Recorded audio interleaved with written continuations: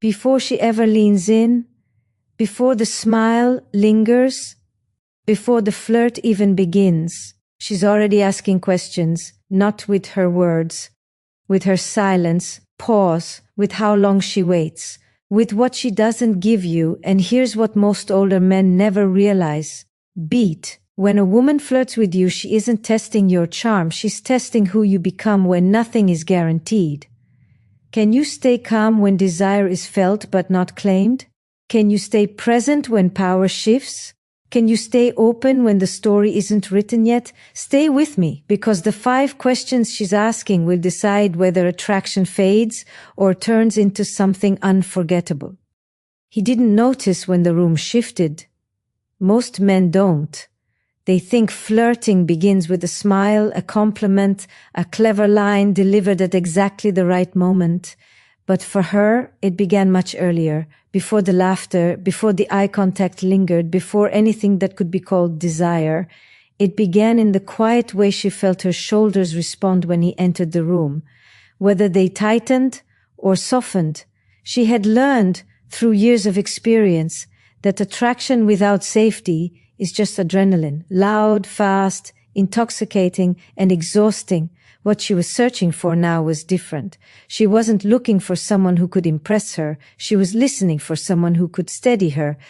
When she teased him lightly, it wasn't a test of humor. It was a test of regulation. Could he stay present without defending himself? Could he receive her playfulness without trying to win? When she disagreed with him gently, it wasn't about being right. It was about seeing whether his sense of self would fracture under the smallest tension. Emotional safety is not something you declare. It is something your nervous system offers without asking. It lives in the pace of your breathing, the softness of your gaze, the way you don't rush to fill silence. It shows up when you don't flinch at complexity, when you don't turn curiosity into interrogation, when you allow a moment to unfold instead of trying to control its outcome. She watched how he listened, not whether he nodded at the right moments, but whether his body stayed open when she spoke about things that didn't revolve around him. She noticed whether his smile remained when the conversation drifted into uncertainty.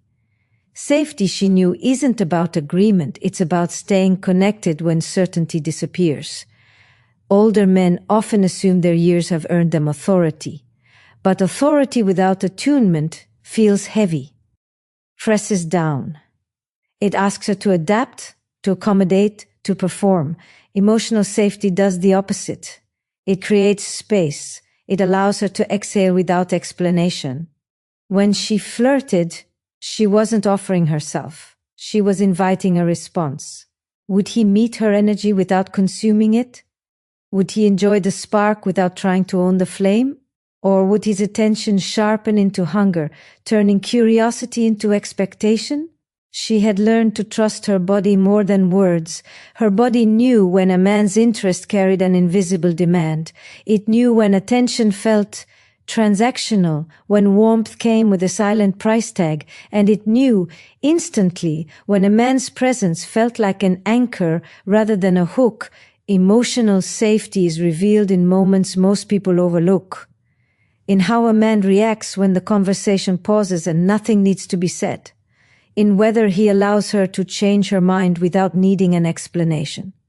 In whether he can hold eye contact without turning it into a claim. What she was asking beneath the flirting was simple and profound. Can I be myself here without being managed? Can I soften without being taken advantage of? Can I express desire without losing autonomy? A man who passes this test doesn't try to impress her with certainty. He offers steadiness instead. He doesn't chase connection, he makes room for it. He understands that attraction deepens not when a woman feels wanted, but when she feels unguarded. And when she senses that, when her body relaxes, when her laughter comes easily, when silence stops feeling awkward, that's when flirting becomes something else entirely. Not a game, not a performance, but a quiet recognition that safety has already done the seducing. She noticed it in the way he stood when she challenged him.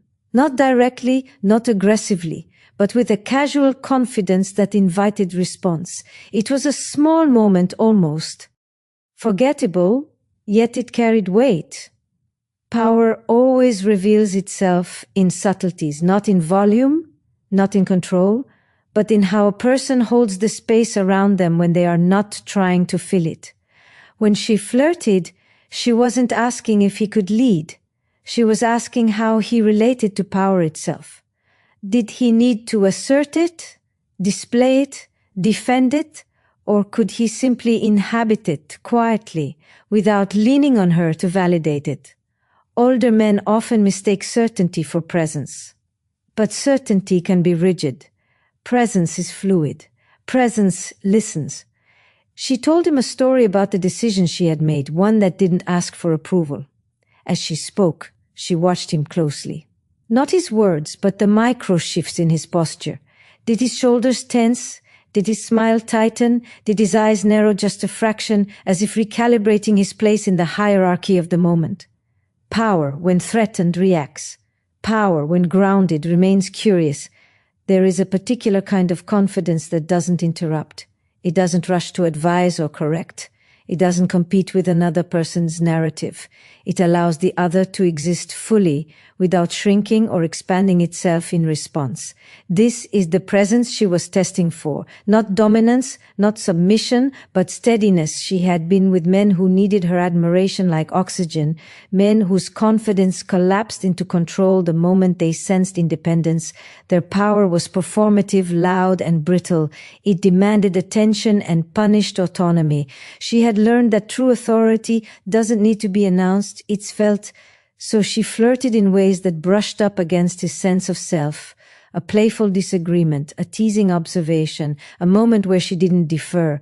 And in those moments she watched whether he stayed grounded or subtly tried to reclaim the upper hand. Power that steadies does not tighten the room, it relaxes it. It creates an environment where play feels safe, because no one is keeping score, where attraction deepens because no one is being measured. She noticed how he responded when she didn't immediately mirror his energy, when she paused, when she took her time. Did he rush to fill the gap to reassert momentum, or did he remain present, unbothered by the absence of immediate feedback? This is where many older men fail without realizing it. They bring the weight of experience, titles, and achievements into intimate spaces that require lightness. They confuse leadership with direction, forgetting that connection often needs permission to unfold at its own pace. The kind of power she was looking for didn't press forward. It held ground. It didn't need to win the moment. It trusted that resonance would happen without force, when he listened without correcting, when he responded without one-upping, when his presence felt stable rather than strategic. Something in her softened. Not because he had impressed her, but because he had made room for her to exist without negotiation. Flirting in that space became less about attraction and more about orientation. She was locating herself in relation to him. Could she move freely here? Could she express curiosity without being pulled into a power struggle? Could she remain herself without being absorbed or overshadowed? A man who understands power as presence doesn't dominate the interaction. He shapes it by staying anchored. He doesn't need to control the dynamic because he trusts his ability to stay centered within it. And that trust, quiet, unforced, and deeply felt, is what allows desire to breathe. She spoke about her life the way someone does when they are no longer asking for permission, not defiantly, not with edges, simply with a calm sense of ownership. Her work, her routines, the way she moved through the world on her own terms. And as she spoke, she watched him, not to see if he approved, but to sense what stirred inside him when he realized she wasn't seeking direction. For many men, especially those who have lived long enough to be used to being needed, independence can feel like distance. It can quietly unsettle the roles they've grown comfortable inhabiting. They mistake self-sufficiency for emotional withdrawal, autonomy for a lack of desire, but she wasn't pulling away. She was revealing herself. When she flirted, it was subtle, a warmth in her voice, a glance held a second longer than necessary, and underneath it all was a question she never voiced. Can you admire my freedom without trying to shape it? Can you stay connected without needing to be central? She had learned that attraction fades quickly when admiration turns into management, when curiosity becomes correction, when a man listens to her stories not to understand her, but to locate where he fits into them. Independence doesn't mean she doesn't want closeness. It means closeness must not come at the cost of selfhood. She told him about a decision she made on her own, one that changed her direction, one that surprised people. She noticed how he responded. Did he immediately frame it in terms of risk and consequence? Did he offer advice she hadn't asked for, subtly repositioning himself as the authority? Or did he simply stay present, allowing her experience to stand as complete? What she was testing was not his opinion.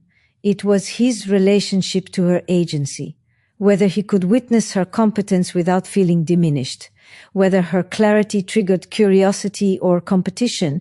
Men who are uneasy with a woman's independence often try to reconnect through control disguised as care.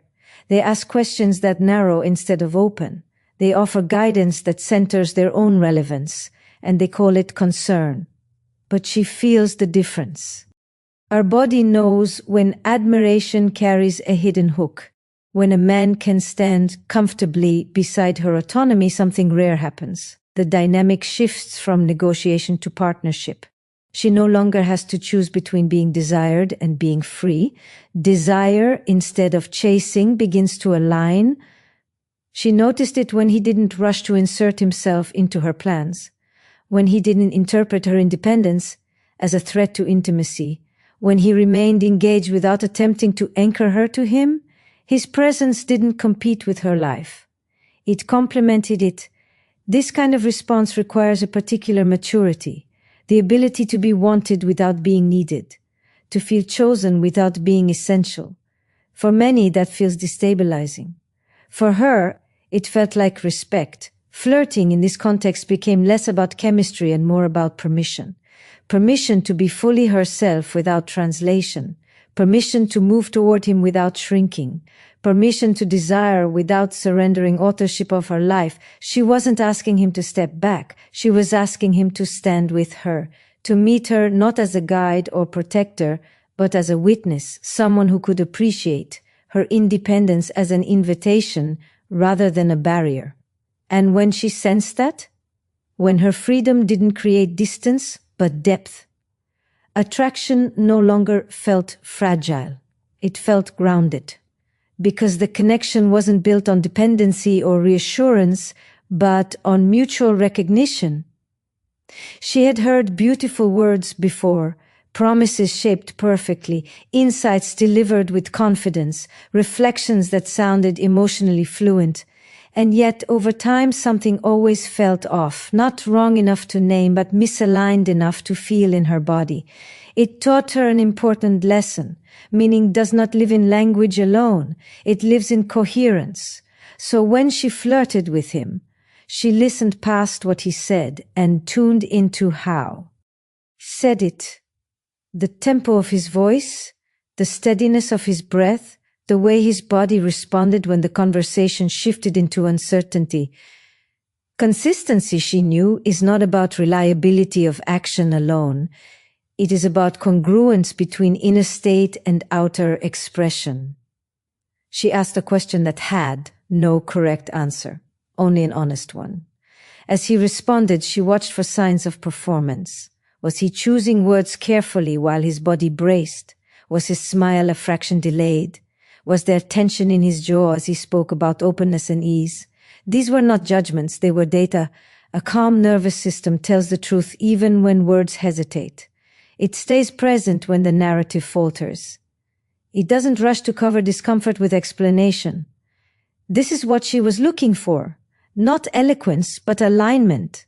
Many older men have learned to sound confident long before they learn to feel grounded. Experience teaches articulation faster than it teaches regulation. So they speak of patience while their bodies lean forward.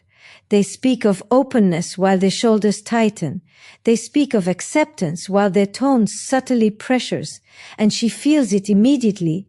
Flirting becomes her way of introducing small disturbances into the field, a pause, a silence, a gentle contradiction, not to provoke, but to observe.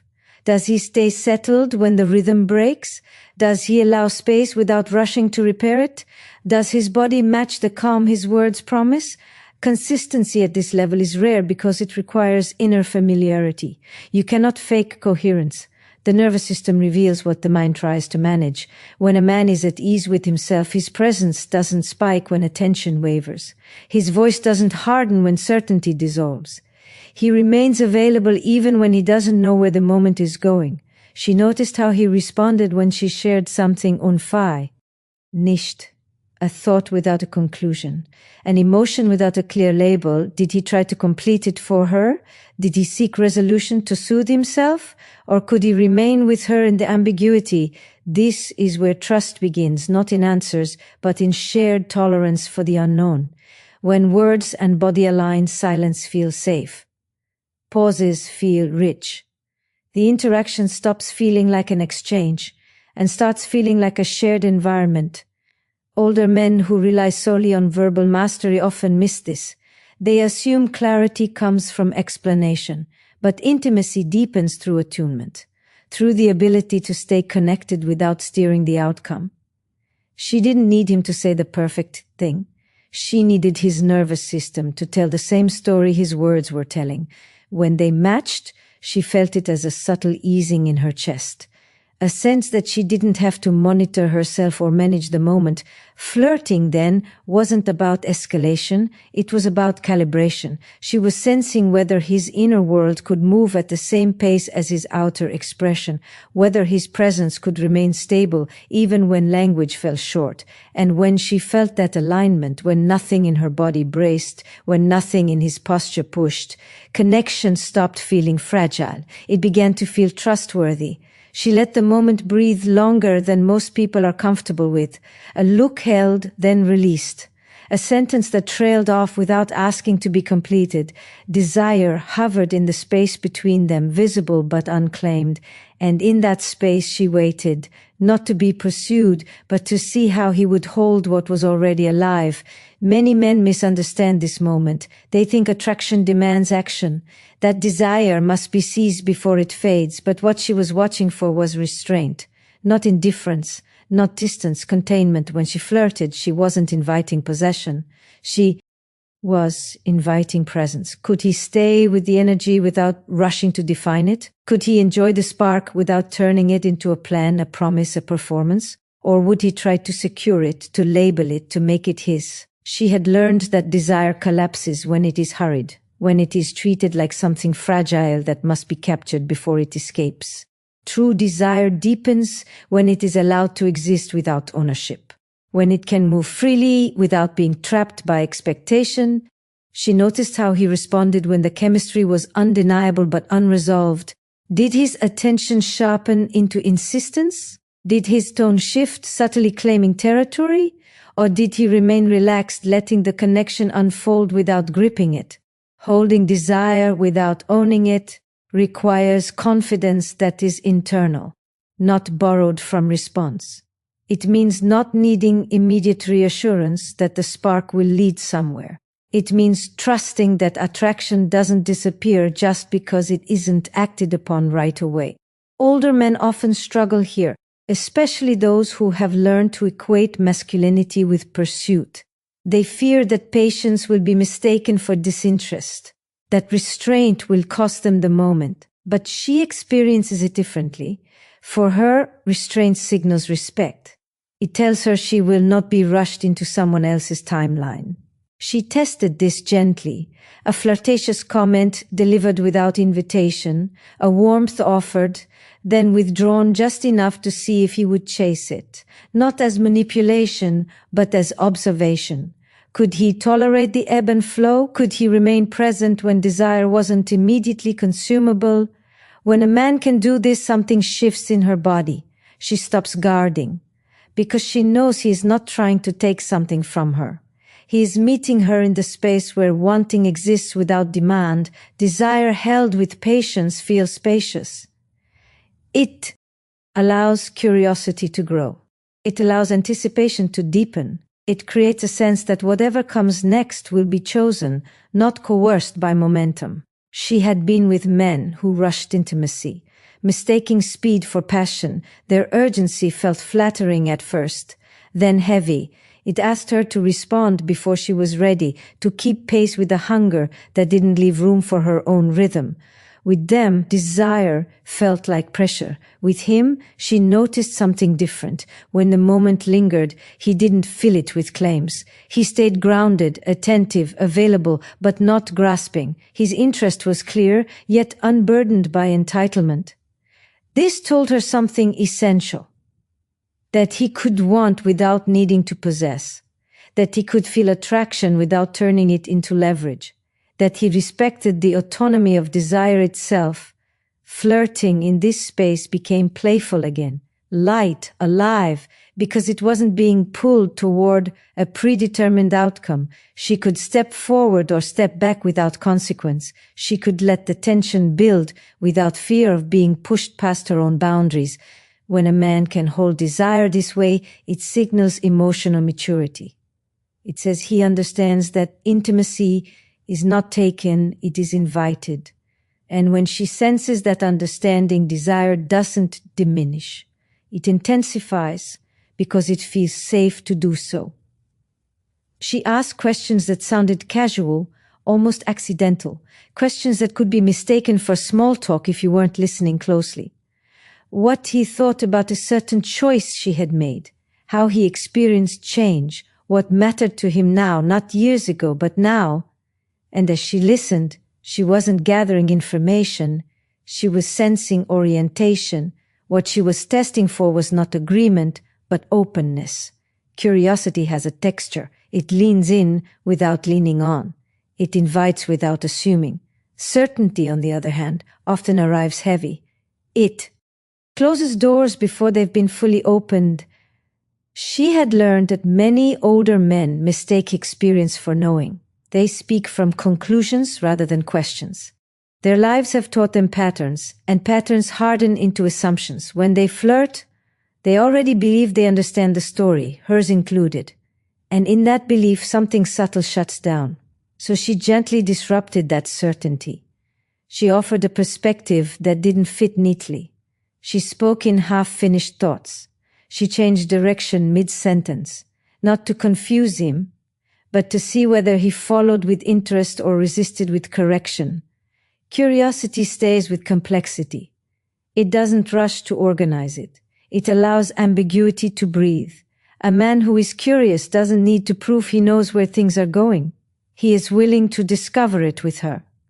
She noticed how he responded when she challenged a familiar narrative. Did he immediately explain why it wouldn't work? Did he reference past experiences as final authority? Or did he pause, consider, and ask her to say more? There is a deep difference between confidence and closure. Confidence remains flexible. Closure locks the frame. When a man is too certain, flirting loses its vitality. The interaction becomes predictable, directional, already mapped. She feels herself becoming a character in a script he's written before. But when a man stays curious, she feels herself emerging. Not performing, not conforming, but revealing. Curiosity makes room for surprise. It allows her to show parts of herself that don't fit neatly into expectations. She tested this by resisting easy definitions. When he asked what she was looking for, she didn't answer cleanly. She spoke about what she valued instead. When he hinted at where he thought things might go, she didn't confirm or deny. She stayed present. A curious man doesn't become anxious in this moment. He doesn't push for clarity to soothe himself.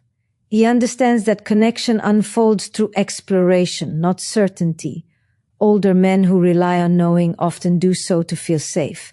Certainty gives the illusion of control. But safety in intimacy comes from adaptability, from the ability to stay connected even when the map is unfinished. She felt the difference when he asked questions that didn't lead anywhere in particular, when he listened not to categorize but to understand, when he allowed her to change without needing to reconcile it with who she was yesterday. This is the final test and perhaps the most decisive. Can you remain open as the story unfolds, or do you need to know how it ends before you commit to the moment? When a man stays curious, flirting becomes a shared discovery rather than a negotiation. There is no pressure to arrive, no rush to define, just a mutual willingness to see what reveals itself next. And in that openness, something rare happens. Desire stays alive, not because it's secured, but because it's free to evolve. What this entire journey reveals is something simple yet often overlooked. Flirting is never just about attraction. It is a language of discernment, a quiet conversation where a woman is listening with her body, her intuition, and her experience all at once. She is not asking whether a man has lived long enough, earned enough, or seen enough. She is asking whether he has arrived within himself. Each moment, each glance, each pause carries information, emotional safety, presence with power, respect for independence, inner consistency, patience with desire, openness to discovery. These are not strategies, they are states of being, and they cannot be faked for long. Older men who miss these questions often believe they are being tested on charm or confidence. But the truth is far more human. She is asking whether she can be full, be herself without bracing, whether connection will expand her life or quietly diminish it, whether desire will be met with steadiness rather than urgency, curiosity rather than assumption. When a man embodies these qualities, attraction stops feeling fragile. It stops needing performance or proof. It becomes grounded, mutual, and alive. Not because he tries harder, but because he listens deeper. Not because he takes control, but because he remains present. This kind of connection doesn't rush, it doesn't demand, it doesn't need to announce itself. It unfolds naturally, carried by trust rather than tension. And when it does, it has the strength to last beyond the moment, beyond the spark, beyond the flirtation itself. If this message resonated with you, take it with you, not as a technique, but as a reflection. Let it shape how you show up, how you listen, how you hold space for another human being. Good luck on your journey. Subscribe for more reflections like this. And thank you for being here.